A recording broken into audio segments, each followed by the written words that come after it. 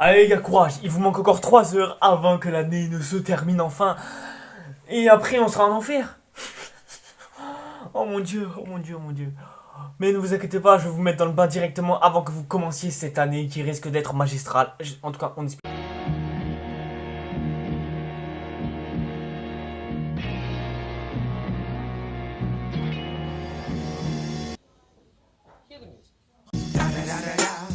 It's the one and only Digo Double G. Snoop Dogg.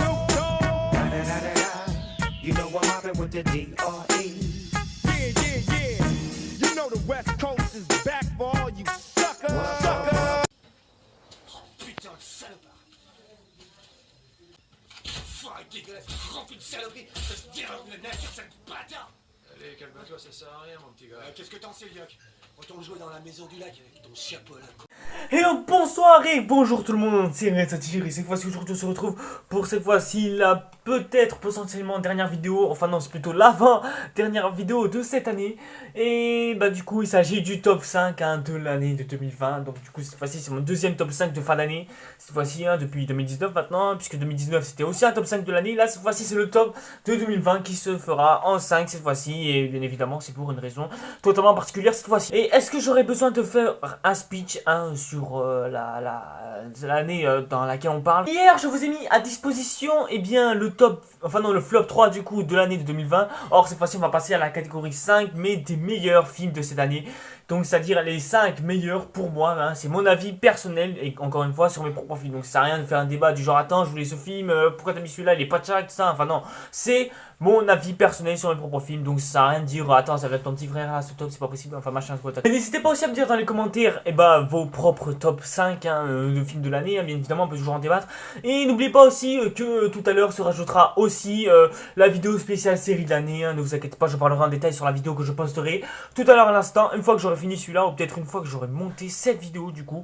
Bon on verra bien ce qu'on fera de toute façon, mais en attendant le top 5. Ils aimeraient me voir tomber, ils font des rumeurs à la con. Trop tard les gars, je suis blindé, je suis comme la voiture de Macron. Et pour commencer, le numéro 5, le numéro 5 c'est un film qui est sorti en plein début d'année, qu'on a tous oublié, hein, surtout avec les événements qui se sont passés depuis.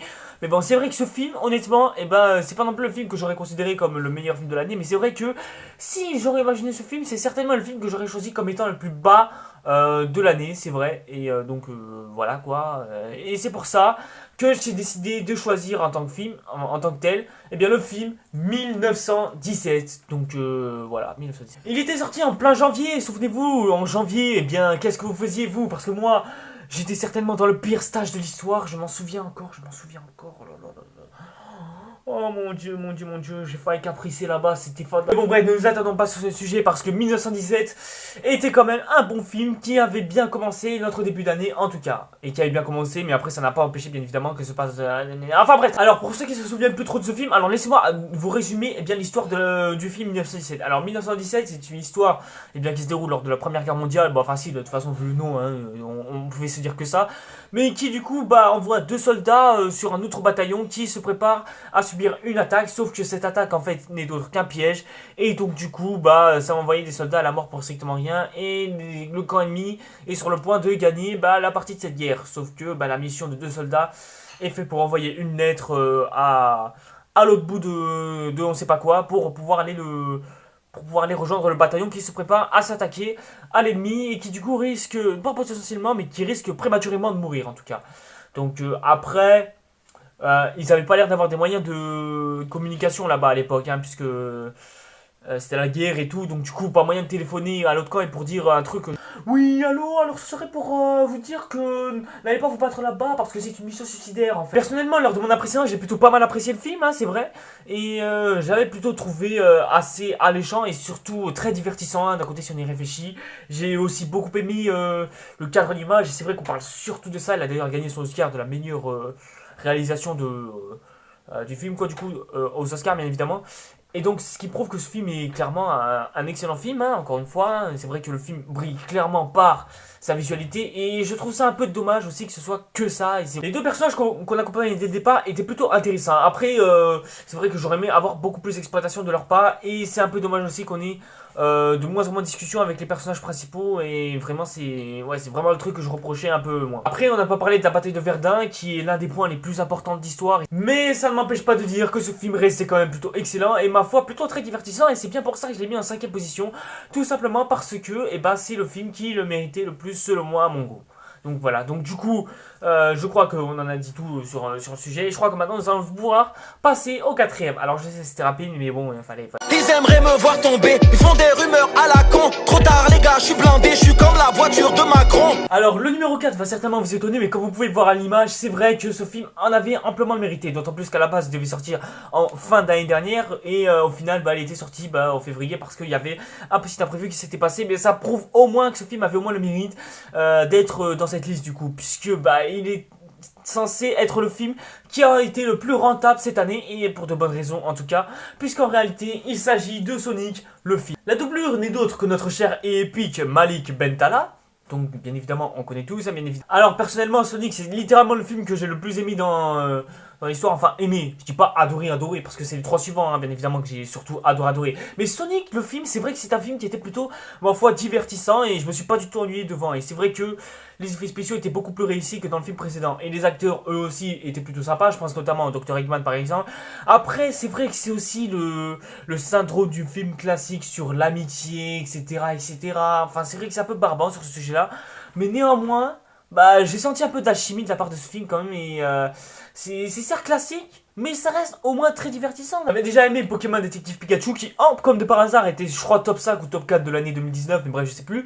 Mais du coup là cette fois-ci on a Sonic qui a été pas un franc succès je dirais, mais a été plutôt bon dans l'ensemble du film, et j'ai hâte de voir ce que va donner Mario et surtout le prochain Zelda, qui d'ailleurs risque d'être incarné en série Netflix et dont l'acteur principal sera Tom Holland. Mais bon, pour l'instant, Tom Holland est un peu occupé à s'occuper d'Uncharted, donc du coup, on peut pas encore savoir s'il jouera dans le Zelda de Netflix. Ce que font les États-Unis pour l'instant avec les anciennes licences de jeux vidéo est pour l'instant top, enfin, sauf pour Netflix avec le film Mewtwo contre-attaque, mais ça c'est une autre histoire. Mais bon, au moins, sur ce point-là, le reste des États-Unis au moins s'en sort d'un côté. Et j'ai hâte de voir ce que va donner la suite en tout cas. Et ouais, donc du coup je crois qu'on a tout dit sur Sonic. C'est vrai qu'il n'y avait pas beaucoup à dire, mais si vous voulez avoir plus à dire, vous pouvez toujours aller voir mon après-séance. D'autant plus qu'il m'avait enfin remis dans le bain après le pire stage de l'histoire que j'ai pu faire. Je préfère ne pas en parler. Ils aimeraient me voir tomber, ils font des rumeurs à la con. Trop tard les gars, je suis blindé, je suis comme la voiture de Macron. Le numéro 3, alors celui-là il était épique, enfin non épique, j'irai pas jusque là, mais il était, c'est vrai, extraordinaire et m'a fait encore mieux commencer cette année 2020 qui n'avait déjà commencé à la base avec 1917 et Sonic le film en plus, puisque ce film est censé être un film d'exception, puisque c'est un film normalement qui est censé viser un public un peu plus vieux que la jeunesse, du coup malgré son notoriété de super-héros à l'époque de Logan surtout, déjà c'était le cas, mais cette fois-ci avec 2020 on enchaîne avec ce film, puisqu'il s'agit du seul film de DC Comics et peut-être de super-héros qui a vu son apparition cette année, puisqu'il s'agit de Birds of Prey, la fantabuleuse histoire d'Harley Quinn, qui n'est d'autre que le titre le plus long de toute l'histoire. J'aurais aimé pouvoir parler de Joker en même temps, mais bon malheureusement Joker ne fait pas partie de l'univers cinématographique d'ici. Je parle bien sûr du Joker de Joaquin Phoenix, puisque le seul film DC Comics de l'univers DC Comics qui avait vu le jour à ce moment-là, c'était encore Shazam, et enfin non, c'était plutôt Shazam, excusez-moi. Et du coup, vous savez tous exactement pourquoi est-ce que je pense à ça du coup. Quoique c'est pas le seul film de DC Comics qui était arrivé cette année-là. On a eu Wonder Woman là, du coup là, à la fin de l'année, mais qui du coup est arrivé sur HBO Max. Mais du coup, moi j'ai pas HBO Max, et du coup je peux pas voir le film. Et je risque certainement de pas voir du coup la Snyder Cut qui risque d'être excellente. Que personne ne spoil. Mais bon, comme Wonder Woman 2, on s'en bat les couilles, puisque ça se passe à une époque auquel on s'en bat les couilles dans DC Comics, on va parler du coup de ce film. Ce que je mettrais comme défaut sur Birds of Prey, ce serait que malheureusement, on ne parle pas assez de l'univers tout entier du coup, mais bon, c'est bien d'un côté pour faire un peu à part et faire reposer un peu l'histoire principale du DC Univers, c'est l'histoire de mettre un peu tout en place comme il se doit. Mais donc du coup, ce que j'ai aimé dans Birds of Prey, c'est vraiment le côté féminin qui est très exploité du coup, et ça fait vraiment une belle fraîcheur en tout cas de notre part, surtout de mettre les femmes beaucoup plus en avant que ce qu'ils étaient mis déjà à la base. Et c'est exactement ce qu'avait fait un peu Wonder Woman à l'époque, mais Wonder Woman c'était pas encore assez puissant, et là du coup c'est un peu plus puissant. Après il y a un peu le côté 4ème mur que j'aime pas trop qui a été brisé du coup. Et ça c'est un peu dommage parce que ça fait un peu sortir ça nous fait un peu sortir de l'œuvre du coup, et c'est aussi un peu dommage. Il voulait un peu peut-être copier le Deadpool du coup, mais ça marche un peu. Il y avait aussi des scènes humoristiques qui m'ont bien fait rire d'un côté si on y réfléchit, et l'antagoniste en était pas moins intéressant du coup. Et l'actrice en devient pas moins plus charismatique qu'elle n'était déjà en tant que Harley Quinn, et qu'elle continue comme ça, et j'espère que ça continuera dans les années à venir pour le DC Universe. En tout cas, continuez comme ça, ne ressortez pas des mêmes films que Shazam ou encore Wonder Woman 1984, donc je m'en fous royalement. J'ai d'ailleurs entendu dire que c'était pas Chuck, qui sait, je verrai bien ce que ça donne, hein, mais de toute façon je suis sûr que moi aussi je dirais que c'est pas Chuck. Et aussi je tiens à préciser, l'un des meilleurs films d'action qu'on ait eu jusqu'à présent, c'est très coloré, c'est vrai, c'est super magnifique, etc., etc. En bref, j'ai presque rien à envier en ce qui concerne la fantabuleuse histoire d'Harley Quinn. Et si vous voulez avoir un avis beaucoup plus approfondi, puisque j'ai plus vu le film depuis un bon moment, vous pouvez toujours aller voir mon appréciation, ce qui d'ailleurs au passage est ma 100e vidéo sur ma chaîne YouTube, donc ce qui fait quand même beaucoup. J'ai quand même réussi à tenir 100 vidéos quand même, c'est déjà pas mal. Mais le suivant, qui n'est d'autre que le numéro 2, est un film d'action encore plus meilleur, ne vous inquiétez pas. Nous allons voir ça tout de suite. Ils aimeraient me voir tomber, ils font des rumeurs à la con. Trop tard les gars, je suis blindé, je suis comme la voiture de Macron. Alors le numéro 2 est un film exceptionnel, puisque c'est un film qui relance une saga et qui la termine une bonne fois pour toutes, avec ces deux films dont le premier était plutôt excellent et mémorable, et le deuxième en était plutôt très décevant, et je sais qu'est-ce que je dis, puisque c'est un film qui reprend le duo légendaire qui était Will Smith et Martin Lawrence, et j'ai pas dit Scorsese cette fois-ci, et puisqu'il s'agit de notre cher et unique Will Smith et Martin Lawrence, dont j'ai nommé Bad Boys for Life. Il est clair que Bad Boys for Life est certainement le meilleur film de l'année, en tout cas on ne pourra pas l'oublier, on ne pourra jamais le nier, ça c'est sûr. En tout cas, c'est tout ce que j'avais à dire sur ça. Non, l'histoire du film est beaucoup plus poussée, il y a un côté Michael Bay qui se ressent malgré que ce soit pas le réalisateur, mais au moins le côté scénaristique de Michael Bay ne se ressent moins pas, et c'est déjà pas mal. En tout cas, le duo nous pousse à leur paroxysme de leur potentiel d'acteurs époustouflants qu'on admirait déjà tant seul et dans les deux films précédents justement. Et là, dans ce film-là, c'est encore mieux quand même, et ça fait vraiment chose au cœur quand même, ça fait plaisir. L'antagoniste n'en a pas été moins charismatique surtout, et en bref, est-ce qu'il y a quelque chose de plus à dire sur cette histoire? Surtout le fait que ce sera la dernière fois que nous verrons Will Smith et Martin Lawrence ensemble. Au moins, on nous a permis de goûter au tout dernier délice que 2020 allait nous accorder en ce début d'année, juste avant ce confinement justement. Et ça, c'est quelque chose qui fait plaisir et qui nous fait toujours autant chose au cœur, ce qui est totalement génial et mémorable et admirable. Mais bon, peut-être que Will Smith va de nouveau rejoindre Tommy Lee Jones en ce qui concerne les Men in Black, ou alors peut-être qu'il entamera un nouveau duo avec quelqu'un d'autre, ou peut-être y aura-t-il une nouvelle relève en ce qui concerne les Bad Boys. Il peut arriver tout et n'importe quoi, mais en tout cas, j'ai hâte de voir ce que vont donner les prochains acteurs séparés, parce que c'est la dernière fois certainement qu'on les verra ensemble en tout cas. Et c'est un peu dommage, mais bon, faut assumer, c'est comme ça. Comme d'habitude, si vous voulez un avis plus poussé, et bah comme d'habitude, allez voir là aussi mon appréciation. C'est certainement la 4e fois que je dis ça, mais bref du coup. En tout cas pour toi Michael Bay, merci aussi d'avoir aussi donné des adieux à nos Bad Boys préférés. Et maintenant nous allons passer au suivant justement. Que non, parce que justement pour vous, avant de s'attaquer au premier, j'ai prévu de vous faire quelques petites mentions honorables quand même, ce qui fait exceptionnellement plaisir avant de passer au premier des premiers justement. Et parce que pour le meilleur film de l'année, il faut bien préparer quelque chose entre le deuxième et le premier pour faire un peu plus durer le suspense, et les mentions honorables sont justement faits pour ça. Et j'ai l'impression de me prendre pour Watch Mojo français à faire ça. Mais bref. C'était l'époque où il y avait un donc on faisait tout par nous-mêmes, à trop négliger des conseils des grands regards, nous ça nous mettre. C'était l'époque où j'allais les m'inviter à l'école. Faut que tu saches, petit frère, que je parle à cœur ouvert. Alors, pour les mentions honorables, eh bien, j'avais prévu de choisir seulement 3 films, et oui, j'en ai trouvé que 3 malheureusement. Eh bien, j'avais décidé pour l'instant, en ce qui concerne les mentions honorables, d'abord de choisir Voyage vers la Lune, qui était plutôt bon film, avec une animation plutôt correcte, et coloration vraiment magnifique, et des personnages très attachants. Ensuite, en deuxième, j'avais prévu de choisir, eh bien, I Am Not Okay With This. Alors certes, c'est une série, mais ça a la durée d'un film, donc pour moi je vais le compter pour ça, et désolé les gars, mais pour moi c'est un film, je suis désolé, mais pour moi c'est un peu comme ça. Bon, si vous voulez défouler votre haine, alors faites-le dans les commentaires, ça me ferait vraiment super plaisir en tout cas. Et enfin, eh bien en première mention honorable, eh bien j'avais prévu de choisir le meilleur film français de l'année. Il s'agit de Balles perdues, avec Ramzy Bedia en plus, ce qui fait plaisir en tout cas de ma propre part, donc c'est quand même génial. Les acteurs étaient géniaux, les scènes d'action sont magnifiques, pour un film français en plus, en tout cas c'est vraiment génial. Enfin un film français qui se démarque du monde. Ah, ça me fait du bien.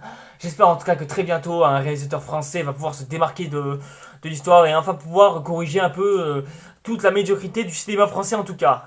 Surtout après hashtag je suis là quand même, c'est...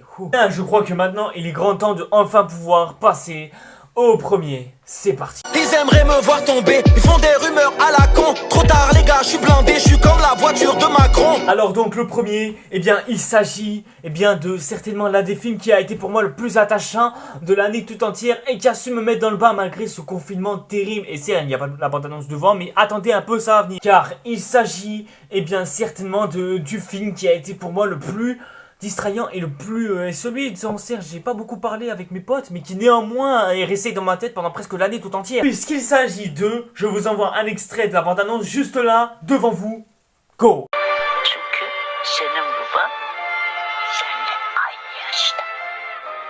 Benim babam benden aynı yaşta. Yakalayamazsın ki. Gitme. Babanın kızı. Et oui, car il s'agit d'un film dans lequel un père avec des problèmes psychologiques a du mal déjà à s'occuper de sa fille aux côtés de sa mère bien évidemment, mais qui néanmoins a été d'une profondeur si attachant et si a arraché les larmes du coup, ce qui en est tellement touchant et tellement divertissant à la fois et tellement et qui me donne tellement envie de continuer pour savoir comment est-ce que toute cette histoire va finir. Et c'est aussi le film qui nous a permis de comprendre exactement comment fonctionnait la Turquie, surtout à notre époque, puisqu'il s'agit de Seven Kokustaking Mukise. Et désolé si je le prononce mal, mais tu vas pas commencer à te casser la tête. Alors je sais ce que vous allez me dire. Vous allez me dire, ouais mais attends, le film il est sorti en 2019, donc ça compte pas vraiment que ce soit un film de 2020. Ça oui, parce que ce film a une histoire certes simple, mais qui reste quand même efficace et qui nous fait intéresser au film. L'histoire d'un père qui a des problèmes psychologiques et qui s'occupe de sa fille, accusé à tort et à travers d'avoir assassiné une autre fille bien évidemment. Et à cause de ça, et du coup là, il va être obligé d'être envoyé en prison parce qu'il est considéré comme fou. Tout ça parce que par accident, une fille est morte et parce que elle a voulu faire la maline elle aussi. Et en même temps, c'est aussi un peu de sa faute. Le pire dans tout ça, c'est qu'il va être en plus condamné à mort. Comme quoi, la prison est si cruelle. C'est terrible. Trop beau, que ce soit de par la musique, que ce soit de par l'ambiance, que ce soit de par les personnages attachants, le film en reste plus ou moins vraiment magnifique et magistral. Et rien que pour ça, je lui décroche immédiatement la première place de cette année de 2020, puisque de toute façon, il est sorti ici en France en 2020. Donc du coup, ça compte un peu comme un film de 2020. Si vous voulez, comme d'habitude, avoir un avis encore plus approfondi, est-ce que j'ai besoin de préciser pour vous dire d'aller voir immédiatement l'après-film de cette chaîne YouTube. Bien, et voilà, je crois que maintenant nous avons fait le tour du top 5 des meilleurs films de l'année. Alors c'est vrai, j'ai fait un peu plus rapide que prévu cette fois-ci pour cette année.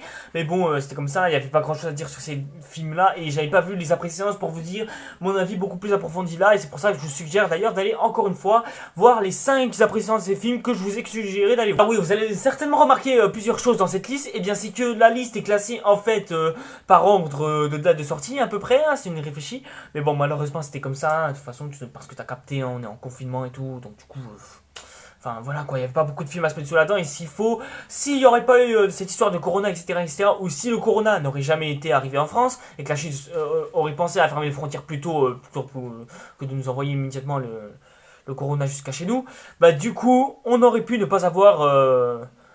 on aurait pu avoir certainement beaucoup plus de films qu'on en a eu là cette année. Et il est clair que la liste aurait été beaucoup plus différente que ce qu'elle a été déjà. Mais bon, on était obligé de faire avec, de toute façon, on n'avait pas le choix. Autre chose que vous avez aussi remarqué, c'est que le flop et le top, enfin la liste de flop et la liste de top du coup, parlait seulement des films que de début d'année. Et le seul qui ne fait pas partie du lot, en fait c'est Mulan du coup. Et c'est vrai que c'est très étrange, mais c'est par pur hasard, tout simplement. Ou alors c'est aussi peut-être dû au fait que en fait je n'ai vu aucun film de suite d'année du coup, donc bon c'est pas grave de toute façon, qu'est-ce qu'on s'en fout tant qu'on a ce genre de top, ça nous va super bien. Bien voilà les gens, c'est tout pour cette vidéo, n'hésitez pas aussi à me dire dans les commentaires s'il y a des films qui vous intéressent dans le lot et que vous voulez commencer en 2021, et si cette vidéo vous a plu, n'hésitez pas comme d'habitude à me suivre sur les réseaux sociaux et à vous abonner à la chaîne pour activer la petite cloche et pour être au courant des prochaines vidéos qui viendront. Puisque la prochaine vidéo risque d'être la vidéo spéciale série que je vous avais promis hier du coup. Donc voilà, vous pouvez toujours aussi voir ma vidéo sur le flop 3 de l'année du coup, et aussi les autres vidéos que j'avais fait cette dernière année et aussi les années précédentes d'ailleurs. Et nous en attendant, on se retrouve pour une prochaine vidéo. C'était Satire. Scénario chaotique, j'attends le verdict dans ma geôle. Dans ce film dramatique, j'ai toujours eu le premier rôle. Premier cross, faites sa mère. Première go, faites sa mère. Première liasse, faites sa mère. Premier contrôle, main en l'air. Ma première sortie en boîte, enjaillement avec les frères. J'aurais pu souffler dans le ballon, j'avais pas de quoi me payer un verre.